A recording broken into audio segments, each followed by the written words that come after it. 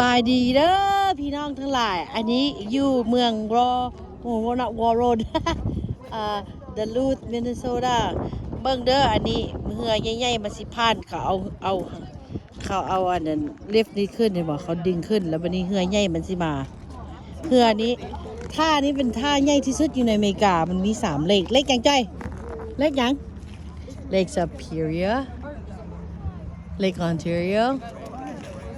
3 lake. I forgot the third one. What's the third one, Eja? What lake is it? Ja. Zoe, what's the lake called? Lake Superior, the 3 big lakes. Lake Ontario, Lake Superior, and Lake of the Wood. There is one more. There is 3 lakes. Tell me. Oh, here it comes. Here it comes. There's 3 lakes. 3 biggest lake. I forgot the third one. Here it comes.เบิ่งเด้ออันนี้ลิฟต์นี่ลิฟต์หมายความว่าเขาจะว่าเอาหนทางนี้ขวานี่ขึ้นเนี่ยบ่นี่มันขวานี้กับขวานี้มันต่อกันคันเทือมันสิพาดมาเขาก็เอาอันขวานี้ขึ้นเห็นบ่นี่เขาตีขึ้นไม่ว่าใจอธิบายเขาจะฟังในภาษาลาวเขาบ่ค่อยแห้งๆเฮืออันนี้นี่มาตั้งแต่จำปาสัก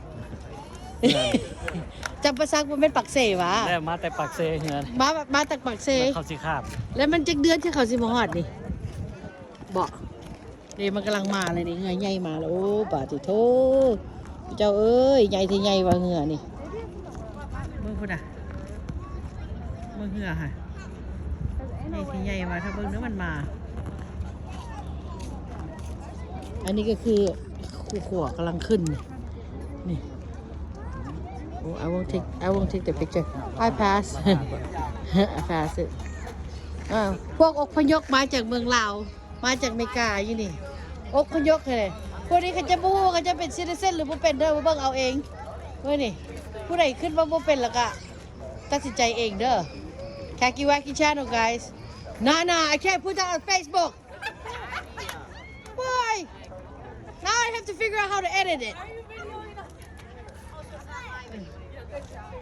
it.No, it's not live.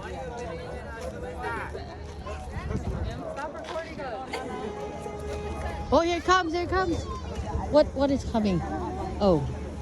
Yeah, baby boat. Oh, pontoon. Baby boat. Pontoon. Oh my god, we gotta see the boat. Gotta see the boat. บ่เหือใหญ่มาดิอยู่อเมริกาเขามีเงินเขาก็นั่งเลาะเล่นเขาบ่ได้มีปิ้งซีนปิ้งหยังกินเด้ป้าโทษเจ้าเอ้ยเบิ่งเหือดิใหญ่ที่ใหญ่ว่ะเบิ่งเด้อเบิ่งเหือนี่เบิ่งความใหญ่มันนี่มาแต่ปากเซเหรอเนี่ยมาจากปากเซบ่มันคือเขียนภาษาอเมริกาป้าโทษเบิ่งนี่เบิ่งเอาเบิ่งความใหญ่มันค่ะป้าตัวไทยไม่ใจป้าโทษพุ่นน่ะใหญ่ที่ใหญ่ว่ะเบิ่งเด้อพุ่นน่ะเหือใหญ่ไปแล้วป้าโธ่มื้อนี่ป้าโธ่ the size of this เอาเว็บว้าติโตพูดอ่ะ How long do you think this ship is guys Huh Look how long this OMG Okay that's got to be like 2 football field 1 football field maybe Oh my god เบิ่งมันเบิ่งน่ะเจ้าจะไม่เป็นยาวถ้ายาวว่าอันนี้ไป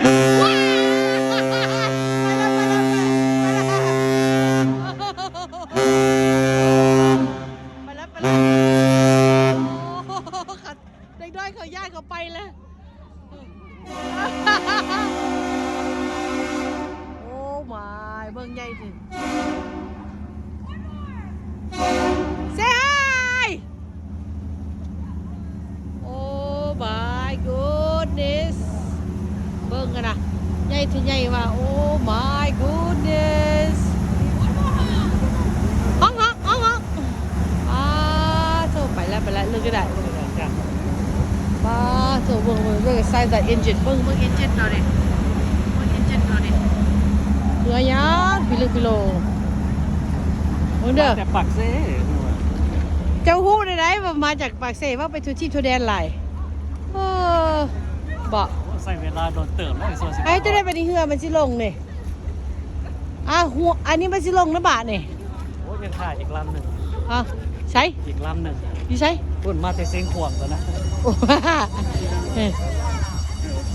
เรือจะได้สิมาจากเสียงขวางว่าซั่นแค่นบ่ป้าเต่าเรือนี่มันใหญ่อีหลีเลยคือเจ้าสิใช่โอ้นี่ๆๆเบิ่งนะเรือเบิ่งเจ้าเบิ่งหั่นเบิ่งความโหดไม่กล้าเขาเฮ็ดนี่น่ะเบิ่งนี่น่ะนี่คนทางมันสิลงแล้วนี่ป้าโถเจ้าเอ้ยแม่เจ้าเอ้ยโอ้โหน่ะแม่เจ้าเอ้ยโอ้โหน่ะป้าที่โถมึงเอ้ยแม่เจ้าเอ้ยโอ้โหน่ะมันเกินไปเทคโนโลยีของอเมริกานี่มันโหดว่ะเอาเรือข้ามเอาขวาขึ้นขวาลงก็ได้ตรงนี้โอ้น่ะให้จะได้สิมีเงินเอามาจากเมืองจีนนะยาวเอามาจากเมืองจีนแล้วปะเนี่ยป้าติโตบางทีเห็นป้าติโตมึงพูดอะเบิ่งเอาดูแหละโอ้มันบ่ทับหัวเขาบ่ฮะใช่เขาไอ้นี่อย่างเนาะมันค่อยแบบเอาลงได้เอาขึ้นลงได้นะก็เรื่องการไอ้ยังใช่เช่นน้อยๆฮะนะโอ้ my god โอ้เบิ่งนี่เบิ่งที่เจ้าเบิ่งนี่คนทางมันลงมาก็ได้หรือไงเบิ่งเอาเพื่อหากระพานเมื่อกี้นี่วันนี้ขวบมันเขาเอาลงแล้วเขาเอิ้นว่า lift bridge เนี่ยมันเอาขึ้นเอาลงได้บางทีอยู่อเมริกานี่มันพูด วันนี้มันลงแล้วรถผ่านมาทุกคน ถ้าเบิ่งรถผ่านเด้อเมื่อไหร่คนย่างอยู่กล้องแต่ว่ารถมันสิข้ามไปได้บาดนี่บางทีมันต้องทางกันเลยดูล่ะโธ่มันจะเป็นคักเขาเฮ็ดนี่เมืองลาวว่าอยากได้บ่จักอันไอ้ยาวถ้าจะได้เมืองลาวสิได้อันนึงนี่ให้ขวาขึ้นขวาลงนี่เอ้ามันบ่ทับหัวเขาวะเบิ่งสิเบิ่งพุ่นน่ะ very good wow look at that and up there cars gonna go by and that becomes a bridge people the end there you go look so the gate opens up watch the car come through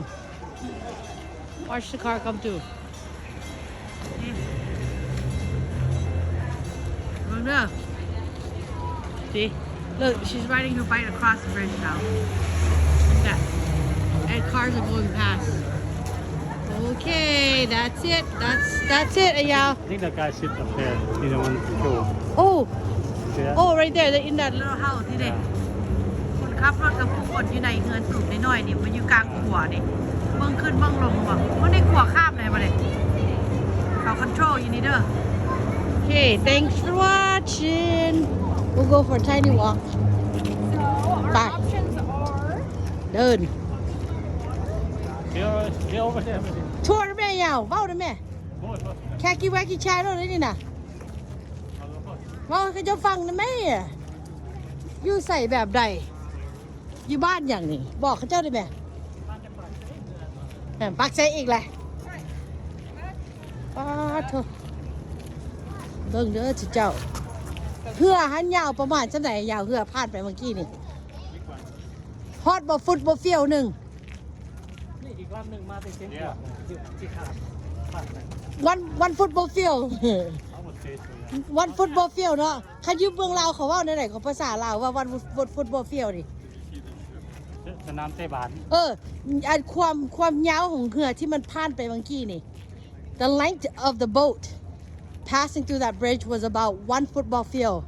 สนามเตะบาสอันหนึ่ง I'm doing my best อันนี้บ่อนท่องเที่ยวอยู่มินนิโซตา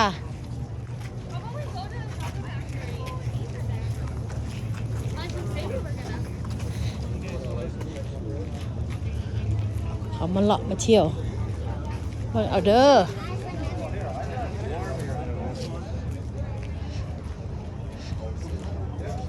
นี่บอนมาชิลมาลิ่นเมืองนี่เมืองเศรษฐีได้แต่พวกมีเงินมีทองดอกเขามาอยู่นี่พวกเขามาเที่ยวก็ได้แต่ไปสิมาอยู่เนาะอาหารไอ2 เอเชียก็บ่ค่อยมีดอกอยู่นี่นะ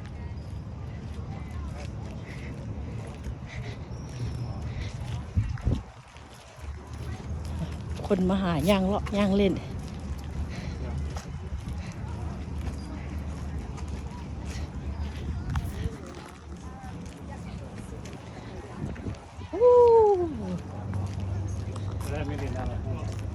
ใช่เมืองเฮือนเศรษฐีเห็นอยู่ดูเมืองเฮือนเศรษฐี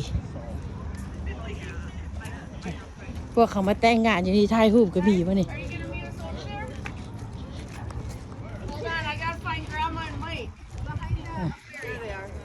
แต่งงานถ่ายรูปอยู่นี่งามเด้อเจ้า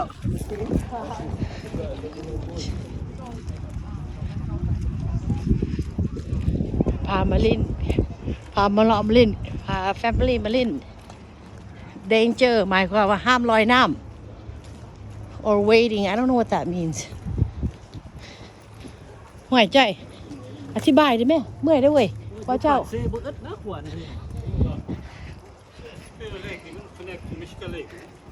Yeah Superior มัน3 เลขที่เป็นเขาอย่างก่อว่าบ่อนเขาอย่างก่อไอ้ยาเขาแบบการฆ่าเขาขนาดแลกเปลี่ยนเขาว่าอะไรก่อ like trading the biggest port เขาว่าอะไรวะแบบเขาจะมาฆ่ามาเปลี่ยนเหือพาดนะสิเจ้าต้องว่าแบบนั้นไม่มันเขามีคนเขาเข้าใจเขาจะมาแลกเปลี่ยนสินค้ากันคือเอาเหือใหญ่ส่งของมาเดือน2 เดือนก็มาฮอดเหมือนบอกเธอ1 ส่วนหลายประมาณเดือน2 เดือนแหละคุ้มมือเมื่อความงามมันนี่งามบ่อากาศก็ดีโอ้โหเมืองนี้น้อยเป็นตาฮักเห็นไหมนี่เมืองนี้น้อยอันนี้ก็บ้านอยู่บ้านน่ะพวกเศรษฐีเขาอยู่ค่ะนี่อันนี้บ้านย่างอันนี้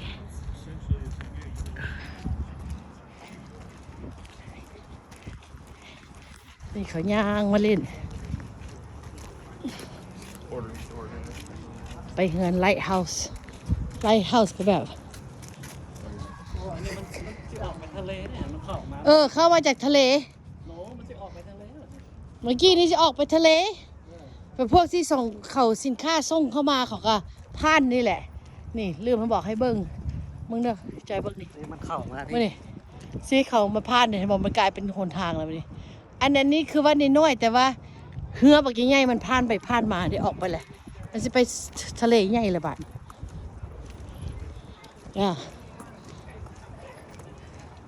งามเนาะ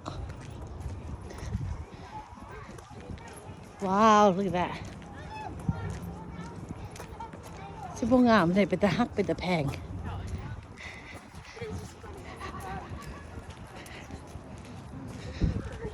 งามเด้นี่โอ้ย่างไก่เติบเลยบสแคมป์มีเกิบดีๆนี่โอ้ย่างฝืดได้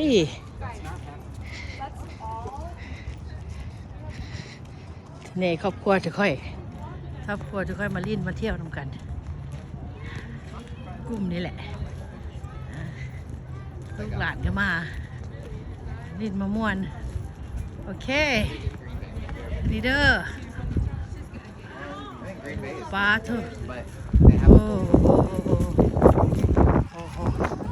โอ้มันเป็นนักเอกฮะYeah, cash too. Cash smile, photogenic. Huh?